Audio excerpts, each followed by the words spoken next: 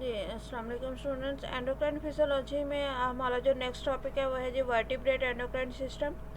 Vertebrate endocrine system की अगर हम बात करते हैं तो वर्टिब्रेट एंडोक्राइन सिस्टम जो है वो डक्टस ग्लैंड्स के ऊपर कंसिस्ट करता है। ये जो ग्लैंड्स हैं ये बॉडी फंक्शंस को रेगुलेट करते हैं via secretion of their hormones. Hormones जो है वो ऐसे सब्सटेंस होते हैं जो कि ग्लैंड से रिलीज होते हैं, ब्लड के थ्रू मूव करते हैं और अपने टारगेट एरिया के ऊपर जाके अपना फंक्शन करते हैं। हम कुछ मेजर ग्लैंड्स और उनसे रिलीज होने वाले हार्मोन्स के बारे में डिस्कस करेंगे। अगर हम सब मेजर ग्लैंड्स की बात करते हैं तो एंडोक्राइन सिस्टम के जो कुछ मेजर ग्लैंड्स हैं उनके अंदर हाइपोथैलेमस है, पिट्यूटरी ग्लैंड है, थायराइड ग्लैंड है, पैराथायराइड ग्लैंड है, थाइमस है और अड्रीनल ग्लैंड है। ठीक है, इसके अलावा इन ग्लैंड्स के अलावा कुछ एसोसिएटेड स्ट्रक्चर्स भी होते हैं जो कि एंडोक्राइन सिस्टम के अंदर इन्वॉल्व होते हैं। वो एसोसिएटेड स्ट्रक्चर्स कौन कौन से होते हैं? Pancreas, kidney, heart, digestive tract, placenta, testis, ovary और पीनियल ग्लैंड। ठीक है, ये एसोसिएटेड स्ट्रक्चर होते हैं एंडोक्राइन सिस्टम के। सबसे पहले बात करते हैं हाइपोथैलेमस की। हाइपोथैलेमस जो है इसको मास्टर ग्लैंड का नेम भी दिया जाता है। ये मेनली जो है वो ऐसा control centre of body act करता है। प्रेजेंट कहाँ पे होता है? ये जो थर्ड वेंट्रिकल होता है थैलेमस के पास, थर्ड वेंट्रिकल के पास जो है ये उसकी रूफ के ऊपर यहाँ पे ये देख रहे हैं ये हाइपोथैलेमस जो है वो अटैच होता है। इसका बेसिक काम क्या होता है कि ये बॉडी से जो है वो नर्व इम्पल्सेस के थ्रू इंफॉर्मेशन को रिसीव करता है और उनको टारगेट पॉइंट तक डिलीवर करता है। मेजर जो इनके फंक्शन होते हैं वो है जी टेम्परेचर और ब्लड का जो टेम्परेचर होता है, ब्लड के टेम्परेचर को और ब्लड की कंपोजिशन को रेगुलेट करते हैं। इसके अलावा इनके जो मैसेज होते हैं वो इंटरप्टेड हो जाती हैं, वो नर्वस और हार्मोन की वजह से इंटरप्टेड भी हो सकती है। इसके अलावा ये फीडबैक सिस्टम के अंदर मेजर रोल प्ले करता है। इसके एंडोक्राइन सिस्टम की जितनी भी सेक्रेशंस होती हैं यानी कि जो ओवरऑल एंडोक्राइन सिस्टम के अंदर हार्मोन से रिलीज होते हैं उन सबको ये कंट्रोल करते हैं, इसलिए इसको जो है वो मास्टर ग्लैंड का नेम भी दिया जाता है। नेक्स्ट ग्लैंड हमारे पास आता है वो है जी पिट्यूटरी ग्लैंड। पिट्यूटरी ग्लैंड जो है ये पी साइज ग्लैंड होता है जो कि और ये प्रेजेंट होता है इन ट्रोसिका। ठीक है, इनके ट्रोसिका के ऊपर ये प्रेजेंट होता है। ठीक है, सिलेंडर लाइक स्टार्क लाइक जो है वो इनका स्ट्रक्चर होता है। इसके मेनली टू पार्ट्स होती है, न्यूरो हाइपोफेसिस और अडीनो हाइपोफेसिस, और ये ओवरऑल कंट्रोल करता है ग्रोथ को, मेटाबॉलिज्म को, सेक्सुअल रिप्रोडक्शन को और लैक्टेशन को।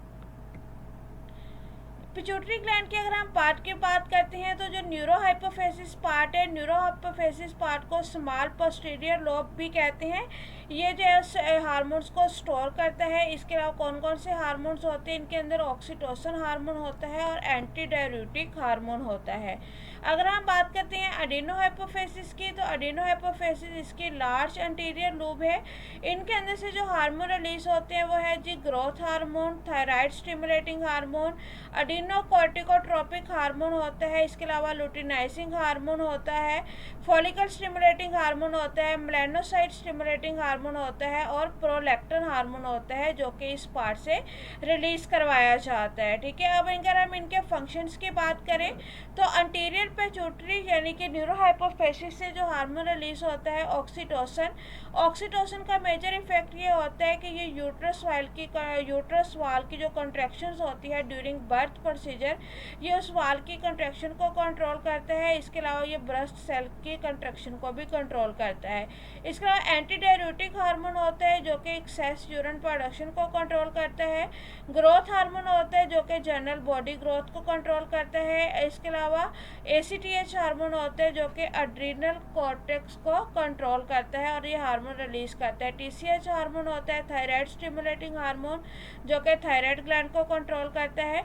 लुटिनाइजिंग हार्मोन है जो कि सेक्सुअल रिप्रोडक्शन और उसके फंक्शंस को कंट्रोल करेगा। इसके अलावा फॉलिकल स्टिमुलेटिंग हार्मोन है जो कि स्पर्म और एग की प्रोडक्शन को ओवरीज और टेस्टिस के अंदर कंट्रोल करेगा। MSH हार्मोन है जो कि स्किन पिगमेंटेशन के लिए होता है और PLL हार्मोन है जो कि मिल्क प्रोडक्शन को कंट्रोल करता है ब्रेस्ट के अंदर। उसके बाद जी नेक्स्ट हार्मोन जो हमारे पास नेक्स्ट ग्लैंड जो आता है वो है थायराइड ग्लैंड।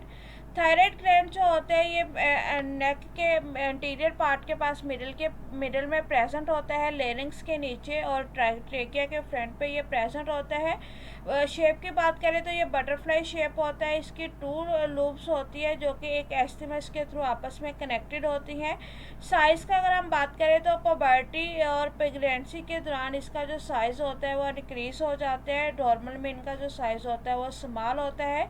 इसके अंदर ब्लड सप्लाईज होती हैं, इसलिए ये हाई लेवल ऑफ हार्मोन को जो है वो डिलीवर करने के काबिल होता है।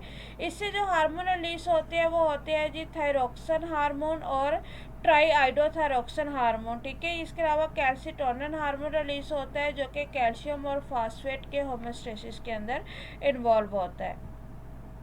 देन है जी पैराथायराइड ग्लैंड। पैराथायराइड ग्लैंड जो है ये स्मॉल राउंड मैस होता है जो कि थायराइड ग्लैंड की पोस्टीरियर साइड के ऊपर प्रेजेंट होता है। इससे पैराथायराइड हार्मोन प्रोड्यूस होता है। पैराथायराइड हार्मोन का जो फंक्शन होता है वो बॉडी के अंदर वो ये होता है कि ये कैल्शियम और फास्फेट का जो बैलेंस होता है ब्लड के अंदर उसको कंट्रोल करता है और ये विटामिन डी की एक्टिवेशन से जो है ये सारा प्रोसीजर कंट्रोल किया जाता है। उसके बाद है जी थाइमस। थाइमस जो है वो इम्यून सिस्टम के अंदर मेजर रोल प्ले करता है। ये थाइमोसिन हार्मोन प्रोड्यूस करता है जो कि थाइमिक फैक्टर होता है, ठीक है। इसके अलावा ये जो टी लिम्फोसाइट्स होते हैं, टी लिम्फोसाइट की मैच्योरेशन के लिए ये रिस्पॉन्सिबल होता है और टी लिम्फोसाइट की जो मैच्योरेशन होती है वो इम्यून सिस्टम के लिए बहुत इम्पोर्टेंट होती है। इसके बाद है जी हार्मोन जो कि थायराइड और पैराथायराइड और थाइमस से ओवरऑल रिलीज होते हैं। इनके अगर हम ओवरऑल फंक्शंस की बात करें तो थायराइड ग्लैंड से T3 एंड T4 रिलीज होता है जो कि एनर्जी यूटिलाइजेशन को इंक्रीज करता है, ऑक्सीजन कंजप्शन को इंक्रीज करता है और ग्रोथ एंड डेवलपमेंट को इंक्रीज करता है। देन थायराइड ग्लैंड से कैल्सिटोनिन हार्मोन रिलीज होता है जो कि कैल्शियम आयन कंसंट्रेशन को बॉडी फ्लूइड के अंदर इंक्रीज करता है। पैराथायराइड ग्लैंड से पैराथायराइड हार्मोन रिलीज होता है जो कि बॉडी फ्लूइड के अंदर कैल्शियम आयन कंसंट्रेशन को रिलीज करेगा। थाइमस से थाइमोसिन रिलीज होता है जो कि इम्यून सिस्टम की मैच्योरेशन के अंदर उसकी जो कम्पेटिनेस पावर होती है उसको कंट्रोल करने के अंदर मेजर रोल प्ले करता है। देन नेक्स्ट ग्लैंड आते हैं जी एड्रीनल ग्लैंड। एड्रीनल ग्लैंड जो होता है ये किडनी के पोस्टीरियर साइड पे प्रेजेंट होता है। इसकी जो है वो 2 पार्ट्स होते हैं, outer cortex and inner medulla. यहाँ पे आप देख सकते हैं इस तरह से 2 पार्ट्स हैं। ये आउटर कॉर्टेक्स है, जो बाहर वाला हिस्सा है वो कॉर्टेक्स है और ये जो अंदर वाला है वो मेडोला है और इस तरह से किडनी के पोस्टीरियर साइड पे जो है वो प्रेजेंट है। एड्रीनल ग्लैंड की अगर हम हार्मोन्स की बात करें तो इसके अंदर से स्टेरॉइड हार्मोन्स रिलीज होते हैं जो कि ANS के थ्रू यानी कि एड्रीनल ग्लैंड के थ्रू जो है वो इसको कंट्रोल किया जाता है। देन इसके ग्लूकोकोर्टिकोसाइड हार्मोन होता है। इसके अलावा ये मेनिलोकोर्टिकोसाइड हार्मोन रिलीज करते हैं। गनेडोकोर्टिकोसाइड हार्मोन जो कि एड्रीनल कॉर्टेक्स से रिलीज होती हैं। एड्रीनल मेडोला की बात करें तो इससे जो है वो जितने भी ANS से जो है वो सिक्रेट होने वाले हार्मोन है वो सारे इसके थ्रू होते हैं। देन एपिनेफ्राइन हार्मोन रिलीज होता है और नॉर एपिनेफ्राइन या फिर नॉर एड्रेनालाइन हार्मोन भी रिलीज होते हैं। इन हार्मोन्स के फंक्शंस की बात कर लेते हैं जी। कॉर्टेक्स से जो है वो जोना ग्लोमेरुलस सेक्रीजन होता है। जोना ग्लोमेरुलस से मिनरलोकॉर्टिकोसाइड हार्मोन रिलीज होता है जो कि इंक्रीज करता है रेनल एब्जॉर्प्शन यानी कि किडनीज के अंदर सोडियम आयन और वाटर के एब्जॉर्प्शन को इंक्रीज करता है। इसके अलावा एल्डोस्टेरोन हार्मोन होता है जो कि किडनी के अंदर पोटाशियम आयन की जो लॉस होता है उसको इंक्रीज करता है, पोटाशियम आयन रिलीज को इंक्रीज करता है। इसके अलावा सेकेंड जो पार्ट होता है जोना फेसिकुलेटा, उसके अंदर से ग्लूकोकोर्टिकोकाइड हार्मोन रिलीज होता है जो कि अमाइनो एसिड रिलीज करता है और ऐसे अमाइनो एसिड रिलीज करते हैं जो कि स्केलेटल मसल्स के लिपिड और एडिपोज टिश्यू बनाते हैं। और इसके अलावा ये लीवर के अंदर ग्लाइकोजन से ग्लूकोज की जो फॉर्मेशन होती है उसको भी जो है वो स्टिमुलेट करता है। देन थर्ड पार्ट होता है जोना रेटिकुलरिस। जोना रेटिकुलरिस के अंदर से एड्रोजिन हार्मोन रिलीज होता है जो कि as a anti inflammatory act करता है। मिडोला के अंदर से एपिनेफ्राइन यानी कि एड्रेनालाइन हार्मोन रिलीज होता है जो कि कार्डियक एक्टिविटी को इंक्रीज करता है और ब्लड प्रेशर को इंक्रीज करता है। देन नॉर एपिनेफ्राइन यानी कि जो कि ग्लूकोज ग्लाइकोजन ब्रेकडाउन को इंक्रीज करता है और ब्लड के अंदर ग्लूकोज की कंसंट्रेशन को इंक्रीज करता है। नेक्स्ट हमारे पास जो ग्लैंड आता है वो है जी पेंक्रियास ग्लैंड। पेंक्रियास जो है ये फ्लैटेंड सा ग्लैंड है जो कि ट्रांसफर सेक्शन अगर हम देखें एब्डोमिनल वाल का तो वहाँ पे ये प्रेजेंट होता है स्टमक के पोस्टीरियर साइड पे, और एब्डोमेन के ऊपर एब्डोमेन और स्पिलन के दरमियान जो है वो राइट साइड पे, स्पिलन के लेफ्ट साइड पे जो है ये प्रेजेंट होता है। इसका जो है वो 2 पार्ट्स होते हैं, एक्सोक्राइन और एंडोक्राइन। इसके अंदर से जो हार्मोन रिलीज होते हैं वो है जी आइलेट्स ऑफ लैंगरीहैन हार्मोन, जो कि आइलेट्स ऑफ लैंगरीहैन जो होता है वो ग्लाइकोजिन अल्फा सेल को रिलीज करता है जो ब्लड ग्लूकोज लेवल को इंक्रीज करता है। इसके अलावा आइलेट्स ऑफ लैंगरीहैन से इंसुलिन यानी कि बीटा सेल भी रिलीज होते हैं जो कि ब्लड ग्लूकोज लेवल को लो करता है। इसके अलावा इनसे ग्रोथ इनहिबिटिंग हार्मोन रिलीज होता है जो कि सेल के अंदर इनहिबिट करता है ग्लूकागोन और इंसुलिन की प्रोडक्शन को। उसके बाद है जी पेंक्रियास। पेंक्रियास के अंदर से जो हार्मोन रिलीज होते हैं अल्फा सेल की अगर हम बात करें तो अल्फा सेल से ग्लूकागोन रिलीज होता है जो कि ग्लूकोज की सिंथेसिस और ग्लाइकोजन की जो ब्रेकडाउन होती है उसको कंट्रोल करता है। इसके अलावा ब्लड ग्लूकोज कंसंट्रेशन को इंक्रीज करता है। जो बीटा सेल होते हैं वो इंसुलिन सेक्रेट करते हैं जो कि लिपिड्स ग्लाइकोजन की फॉर्मेशन और स्टोरेज को कंट्रोल करते हैं और ब्लड की कंसंट्रेशन को, ब्लड के अंदर ग्लूकोज की कंसंट्रेशन को डिक्रीज करते हैं। देन डेल्टा सेल होते हैं जो कि सोमैटोस्टेनिन हार्मोन रिलीज करते हैं जो कि इनहिबिट करता है इंसुलिन और ग्लूकागोन की सेक्रेशन को। उसके बाद जी टेस्टिस और ओवरीज हैं। टेस्टिस जो है वो स्कोटम के अंदर होते हैं, इनके अंदर से टेस्टोस्टेरोन हार्मोन प्रोड्यूस होता है। टेस्टोस्टेरोन हार्मोन जो होता है वो मेल सेक्सुअल कैरेक्टरिस्टिक्स के डेवलपमेंट में हेल्प करता है और स्पर्मेटोजेनेसिस में इन्वॉल्व होता है। ओवरीज की बात करें तो ये पेल्विक कैविटी के अंदर प्रोड्यूस होती है, इनके अंदर से ईस्ट्रोजन और प्रोजेस्टेरोन हार्मोन रिलीज होता है। ईस्ट्रोजन और प्रोजेस्टेरोन हार्मोन जो होते हैं वो फीमेल रिप्रोडक्टिव साइकिल और फीमेल कैरेक्टरिस्टिक्स की जो कंट्रोल होता है उसके अंदर ये इन्वॉल्व होते हैं। और अगर हम बात करें तो टेस्टिस के अंदर से टेस्टोस्टेरोन जो है उसने स्पर्म्स की मैच्योरेशन करनी है। इंटरस्टिशियल सेल के अंदर से जो इनहिबिन हार्मोन होता है वो मेल सेकेंडरी सेक्स करैक्टर को कंट्रोल करता है और फॉलिकल स्टिमुलेटिंग हार्मोन को इनहिबिट करता है। ओवरीज की बात करें तो ओवरीज से एस्ट्रोजन हार्मोन रिलीज होता है जो कि फॉलिकल की मैच्योरेशन में इन्वॉल्व है।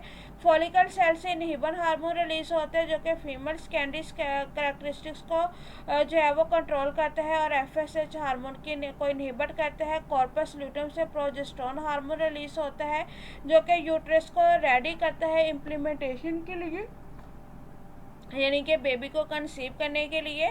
देन ये ब्रेस्ट को प्रिपेयर करता है उनके सेक्रेटरी फंक्शन के लिए, यानी कि उनके अंदर मिल्क प्रोडक्शन को स्टार्ट करवाता है। दूसरे हार्मोन्स की अगर हम बात करें तो किडनीज हैं। किडनीज के अंदर जो हार्मोन होते हैं उसमें रेनल एरिथ्रोपोटिक हार्मोन होता है जो कि एरिथ्रोपाइटिन सेक्रेट करता है। हार्ट से जो है वो आर्टियल नेट्रोटिक फैक्टर रिलीज होता है जिसको ANF कहते हैं जो कि एड्रीनल मॉड्यूला के जरिए सारे जो है वो कंट्रोल होते हैं। GIT की बात करें तो GIT से जो है वो स्टमिक गैस्ट्रिन, एंटीगैस्ट्रिन से कैरेटिन, इसके अलावा काइलोसाइटोस्कैन यानी कि जितने भी हार्मोन जो है वो डाइजेशन के अंदर इन्वॉल्व होते हैं वो रिलीज होते हैं। प्लेसेंटा की बात करें तो प्लेसेंटा से क्लोरोनिक गोनाडोट्रोपिन हार्मोन रिलीज होता है जो कि गोनेड्स की डेवलपमेंट में हेल्प करते हैं। इसके अलावा ईस्ट्रोजन हार्मोन, प्रोजेस्टेरोन हार्मोन जो है वो रिलीज होते हैं जिसके फंक्शन अभी हमने डिस्कस किए हैं। ठीक है, ये जी आपका topic in endocrine system of vertebrates.